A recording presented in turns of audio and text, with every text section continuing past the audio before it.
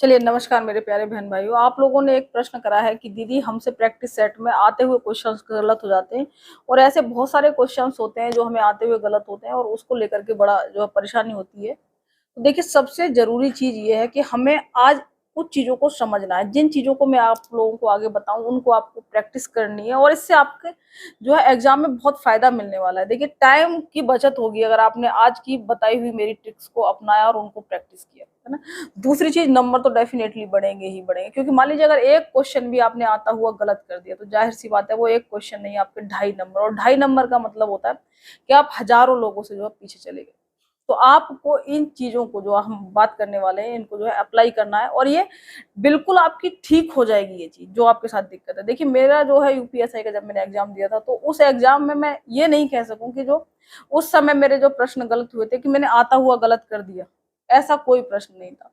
एक दो प्रश्न ऐसे थे जो मेरे से गलत हुए जिनका मुझे बड़ा दुख भी था, क्योंकि एक दो दो प्रश्न का मतलब था कि 5 नंबर, है ना। और वो गलतियां ऐसी थी कि बहुत ही आसान से शब्द थे जिनका मुझे सोच विचार करने पर भी कुछ नहीं आया और मुझे लग रहा था कि इसमें कुछ गलतियां हो रही हैं मुझसे, फिर भी मेरे से वो गलत हुए थे बड़े आसान प्रश्न। उनकी हम लोग कभी और जिक्र करेंगे, ठीक है। तो पहले हम लोग समझते हैं कि इस चीज को कैसे सुधारा जाए। तो देखिए सबसे पहले तो आपको ये समझना पड़ेगा कि ये एकदम से सही नहीं होगा। आपको जब भी प्रैक्टिस कर रहे हो उस टाइम आपको ये चीज समझनी है। सबसे पहली चीज कि हमारे प्रश्न आते हुए गलत क्यों होते हैं, क्योंकि हम उन क्वेश्चंस को लेकर के बहुत ही ज्यादा अति आत्मविश्वास या ओवर कॉन्फिडेंस के शिकार हो जाते हैं। हमें लगता है थोड़ा सा प्रश्न पढ़ा, हाँ ये तो मैंने पढ़ा हुआ है, और जल्दी से जो है उसका आंसर हमने टिक कर दिया। जबकि हमें करना यह है कि हमें पहले क्वेश्चन को बहुत ही ध्यान से पढ़ना है।